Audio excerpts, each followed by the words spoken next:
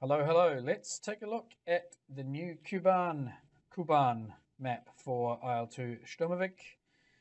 We'll probably do a quick mission in the Spitfire, I think, just to begin with. And I'll set it up so we're flying somewhere nice. It looks like we can't have... Oh, there's a few hills around here, so we'll spawn from here. And we'll set up with 5 Spitfires on my side against, what have we got? 3 197s, and then we'll throw in some, I don't know, what have we got here? A couple of 110s I think might be quite interesting. So we'll go 6 of them, 5 of us, but they've got slightly, well, the BF110s aren't so great. The E7s are okay. A little bit outdated versus the Mark 5B, but in fact they could probably be the F2s. Let's go with the F2. Okay. Conditions on the ground, morning, a little bit of wind, no turbulence, and a fraction of cloud down low at 1,000. We'll drop that down to about 800 meters, right down low. And amongst the mountaintops. Okay, looks like we're basically set to fly. So I've live streamed about 3 times in the last couple of days since the map came out. And I have not kept any of the live streams on the channel. It's been a little bit of a nightmare for me setting up everything on the technical side, track IR and control setup and whatnot. And I've been doing a lot of that whilst live streaming. So I don't really want to leave that on the channel because it's not very interesting. But now we'll hopefully get a full video. Okay, center my track IR. Wow, okay. Whoa, whoa, whoa. Something's very wrong here. Track IR is completely bun. Okay, let's just recenter. Okay. Right, enemy aircraft ahead. I'm going to basically go into a pretty much turn back the other way and then turn back in.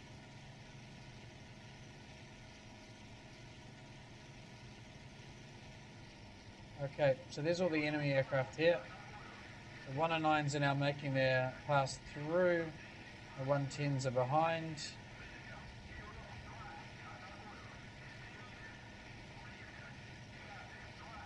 Okie dokie. One thing I find really difficult to cope with is the radio. And unfortunately you can't disable the radio. The wingmen just keep yelling at you and you can't tell them to shut up. It's really, really annoying.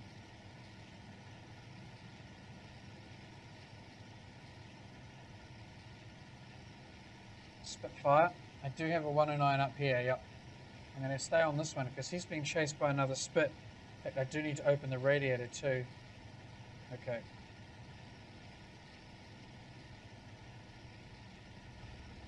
Oh, is it getting hit there? No, not quite.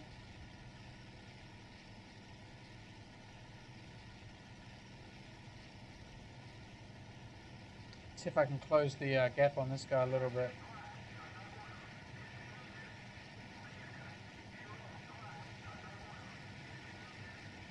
Okay, he's up there.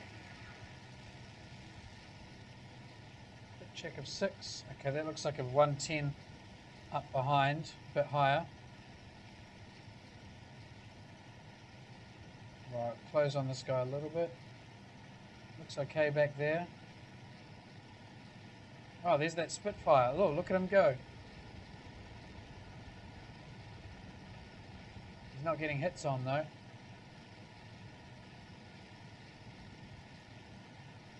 Come on. There's a 110 going whizzing past. I don't want to spend all my time focusing on the 110s now. Okay, let's go for more RPM and a little less boost. And we'll just try and close on this guy now, which we are doing. Getting close to a range that I can shoot at. Oh, just behind his wing.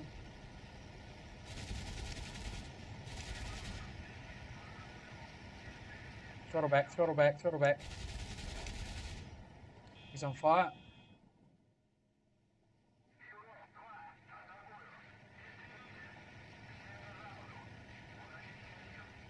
Right, 2 more aircraft over here. That one looks like square wings. Yes, it is. Is he going to turn in on me? Yep. I'm going to try to. Follow him down there with my eyes.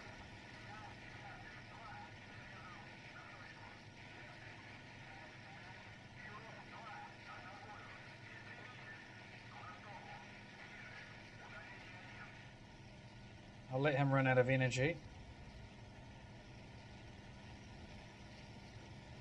I've got 6. Okay, can't follow. Closing in on this guy now.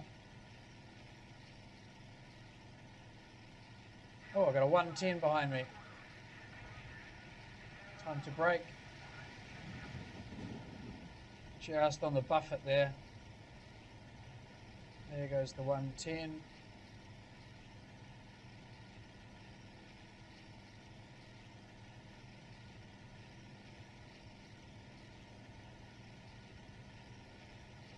Okay, there's some shooting going on over here.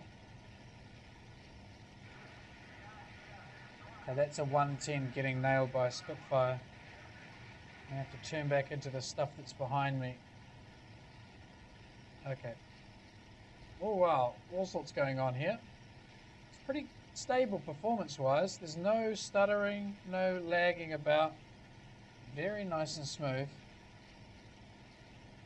My frames are sitting at exactly 50, which is what I've set the... you can request what frame rate you want to achieve, and I've set it to 50. Okay, I'll get up underneath this 110 here, and he's just dropping down in front of my gun sight now. Oh. Just behind his engine, that shot. More deflection needed. There we go. That's the spot right there. Okay, let's break off and check 6. Socks! I can hear something whizzing around. Ah, it's another 110. And the sound radar is a lot better than it is in DCS. In DCS, you can hear aircraft that are about 200 or 300 meters away. In Boss, you can only hear them when they're really, really close and they're making an immediate pass. It's a much more realistic modeling of the enemy or other aircraft sound versus your own. Now, this guy's in a left-hand turn. It's a spitty, though. Or was that? Or was that square wings? I think that was square wings. I'm going to roll back in on him. Go up and over. Yeah, square wings, all right.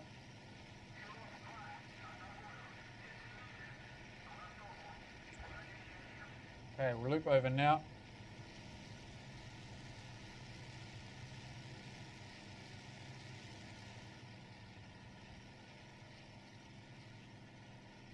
Okay, check the engine temps. Engine looks really good. And we've got a 110 over here who's leaking all sorts of white stuff, followed by a 109 who's leaping onto the 6 of a Spitfire. Spitfire brake. He's getting hit there. So what I'm going to do is I'm going to get in behind this conga line with a high yo-yo and then drop in on the 6 of the 109. There he goes right in front of me. Rat-a-tat-tat with machine guns. And then we'll just squeeze back onto him in the right-hand turn. I'll go for a low-ish yo-yo this time. And just pop up underneath him. 0 throttle. Whoa! I think he's had it.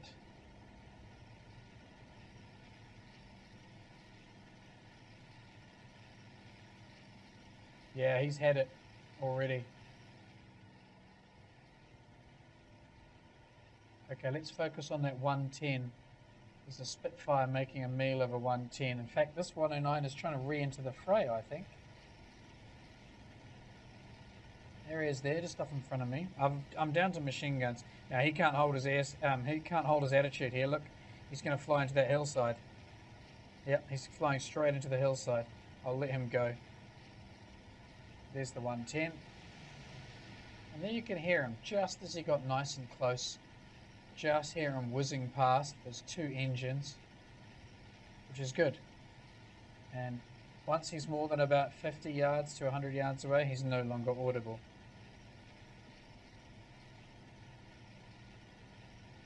Okay, closing on this one now. Looks like my the Spitfires have decided to leave this one for me. They seem to be making a bit of a meal of it. The rear gunner having a go there.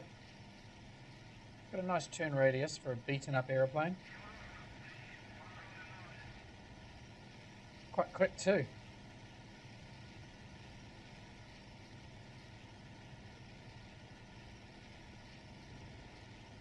Just took a couple of rounds to the wing there. I saw some splashes. Oh yep, rear gunner's popping at me. I think I might have taken out the rear gunner there. I'm down to machine guns. Oh, it's taking... his rear gunner's still alive.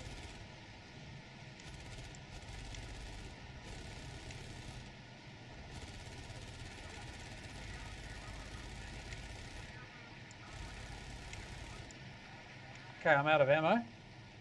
Let's have a look at this guy. Rear gunner is still alive. Left engine's completely out. And he's running out of altitude there. The hills are going to finish him off. There he goes into the hillside. A piece of engine cowling, spinning around madly there. And finally coming to rest. So there we go. End of the scrap, I believe. So now we can have a little bit of a look at the map. And at the sort of medium to long range, it looks pretty much the same as the DCS map. Very similar. The view distances are pretty similar to the DCS Caucasus, and the hills in the distance are about the same level of fidelity. The clouds are very similar as well. They look like the old DCS-1 clouds, and they do jerk around a bit though. When you get close to them, they sort of rotate and they update about once every second, or 2 times a second, shall we say. It's quite ugly actually. I'm hoping that would be on their list of things to fix up. You may be able to see it if we just get close to the clouds. They sort of go flick, flick, flick, flick, flick. The lighting at medium and short range on the ground is very, very good. The shadowing is marvelous. You can see over here, let's just pause this actually, about there. Right, you can see over here, just to the left of my wingtip, there's a couple of shadowed areas and a couple of light areas. And the shadows are doing a really good job of following the shaded sides of these hills, and the light sides of the hills are in the sun. And the trees that are in the sun look spectacular. They've done a really good job with how the trees respond to light. However, there is a bit of a problem with the trees, and if we go nice and low here and we look behind the left trailing edge, you'll see that the trees tend to rotate. I'll try and get them. There we go. I don't know if that'll show in the video, but they do this very weird rotating spinning on their trunk axis. Just behind the trailing edge of the left wing, you can see the higher you are, the better it is. But as you go down to about this altitude, they all start spinning madly. There we go, spinning trees. So that's very peculiar and somewhat frightening actually. It's possessed trees.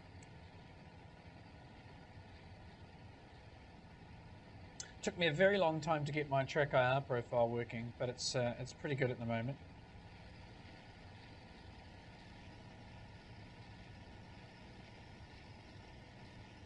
Okay, And so now we'll head over to the coast. I've been very impressed with the water, the way they've modelled the water in this.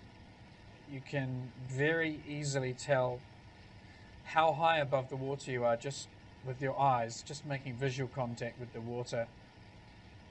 It's one of my gripes with DCS at the moment, is the water seems to have no reflective capabilities, and the water just is a very dark blue, almost black mass, and it makes it very hard to judge your height above water, but not so in this. It's quite nice actually.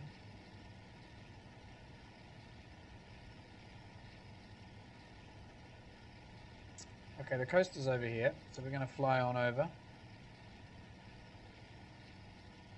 See some medium range hills. Now when I first installed the map, I was getting quite a lot of pop-up. Hills were just popping up, but I think that was just the very first time it loaded them all in. And since, no, I just had a pop-up over there. Yeah, no, it is still popping up. There we go. As I get within range, a certain visual bubble. And there's those wingman voices again. I really would love to be able to send an instruction to the wingman to tell them to observe radio silence. We are coming up to the coast then, and there is an airfield on the coast somewhere. I think it's going to be down to the left. Yep, it will be. Down this way. So we'll fly down the coast. And what I'll also do is I'll open the canopy, because when the canopy is open, I have to be below 200 though.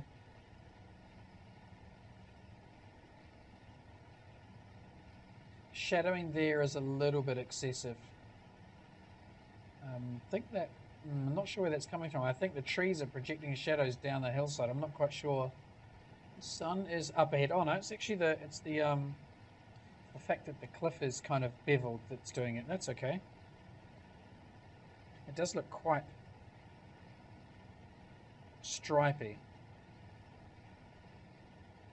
Here's the water I was talking about, and it's really easy to make your altitude. You don't have to guess, you look at your altimeter, you can really easily tell how high you are above the water. This is on a still day, 2 knots of wind, just a 2 meters per second of wind maybe, just a very slight amount of waves, and it really looks fine. Okay, I'm going to bring the speed back below 200. We'll open the canopy, and then we can see how vibrant the colours are when we don't have the perspex in the way. I'm pretty sure the speed for opening the canopy is 200. There we go. Look at that. It's very vibrant. The colours are fantastic. The texture quality is not that great, but in some respects, because Boss is not a ground warfare game, like DCS also has this combined arms ground warfare function. Boss doesn't have that. This IL2 series doesn't have that. So there's no need really for super high resolution ground textures. They're quite grainy. There's nothing fantastic about them. But when you're up above 1,000 feet most of the time, you don't really notice. But it's still not as good as, obviously, for me it's not as good as DCS. It's not as, the ground textures aren't as sharp, but, I don't spend much time driving tanks. I've got some foam there on the beaches. And there's the radio messages again from the wingman, which I would dearly love to be able to stop.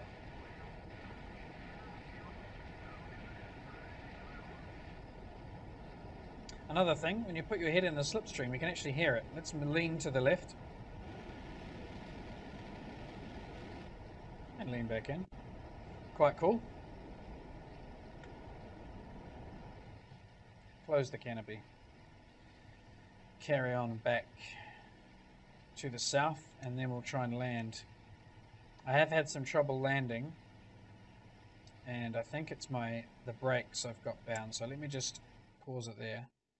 And I'm not sure if there's how the braking is rigged up. I know how the Spitfire brakes work. I just don't know how it's rigged up in this specific sim. Oops. Key mapping. So it's basically under main controls. Now I've got left and right brakes, left and right brakes model, but I'm pretty sure that's the one I need there. Wheel brakes. To assign an axis. I can use an axis. I wonder if I should use an axis for this then.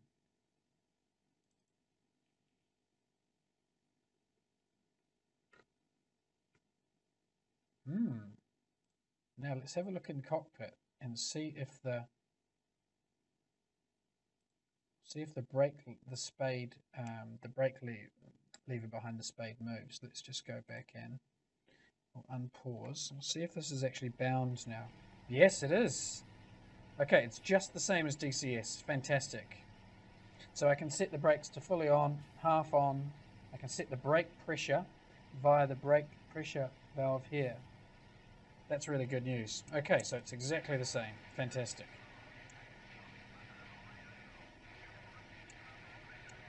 So in a few of the live stream videos, I've been spending a considerable amount of time faffing around with control setups. I don't really like keeping those on the channel, but in this case it was just a few seconds, so we can tolerate that. Right, we'll be looking, I think, at the next bay to line up and land. Should be a harbour and a town. No, we're at the wrong bay. We haven't quite reached. I may have completely got wrong where we are, actually. Yes, we are down here. Oh, no, we're up at this part of the map. I thought we were down over... Oh, I can't scroll the map. Wait, I thought we were down... Oh no, that's where I thought we were there. So I must have still some flying to do. I'm probably about to crash into the sea here. Nope. Okay, we've still got some flying to do. Or I could just try an emergency landing and slap it down on a field.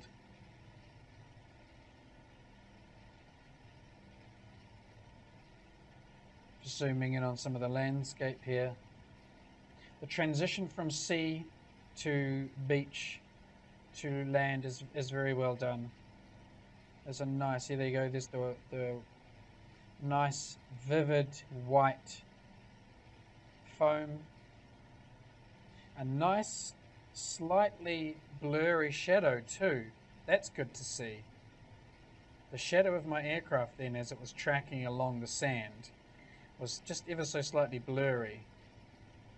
People who have played the Normandy map in DCS will know why I raised that, because that shadow is sharp as anything all the time. Even up at 1,000 feet you look down and your shadow has got perfectly sharp edges.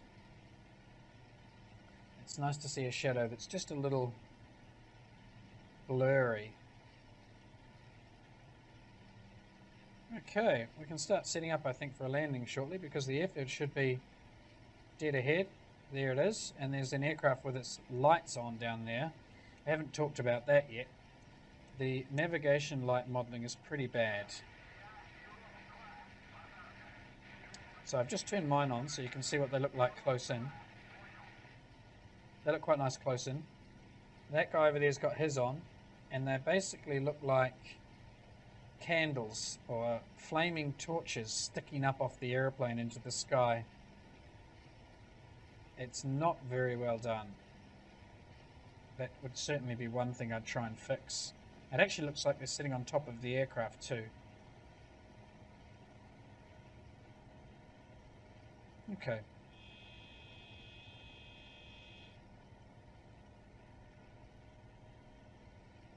We're going to try and slow down here so we can land. This hill will be very familiar to DCS players from DCS 1. And it's more of just a triangle in DCS. It's just not quite as rounded as it is here, which is good. They've put a bit more, got a bit more resolution in the topography. Okie dokie. Lining up. Really. Eagle Dynamics, if you are watching, check out how they've done the sea here. This is really what the sea should be looking like in the Normandy map too, by the way. In case they're watching. Right. 120. Bit more gas on. We'll bring the gear down. Down comes the gear. And I'll bring the flaps in too. Down go the flaps. Gears down, flaps are down. A little bit of brake on. Just a touch of brake, and then we'll, just as we start slowing up, we'll shove some more on. Right, I'm a bit fast, so throttle off. Canopy open, just for shits and giggles. Quite quick here, still at 100. So we'll float down the runway a little. I'll zero the throttle. Okay, as soon as we touch down, back on the stick, and then dancing on the rudders. And I'll start putting in a little bit of brake. There we go, a little bit of brake, a little bit of brake, a little bit of brake, a little bit of brake. There we go, brakes on, brakes on, brakes on. Nice, dancing on the rudders. More brake, almost at 100% now. Okay, there we go. Very easy to land. It actually lands almost identical to the DCS one. It feels very similar on the way down. I think they've both done a very good job. I did try without the brakes properly set, and I was ground looping it at the end. So if you find yourself ground looping the Spit, just use the brakes like I've done, shove them on an axis, and then so you can actually just manipulate that axis. See, I'm just playing with the axis now with my left hand on my Warthog throttle quadrant, and I've assigned one of the sliders, and I can just apply brake as I need it. Okay. Taxi off to the side here, onto the bumpy grass. Park ourselves next to the little watchtower / control tower. Good, good, good. I don't know if that means I'm leaking something, because there appears to be dust coming out from underneath my radiator. So I don't know if that means I've blown a rad. Doesn't look like it.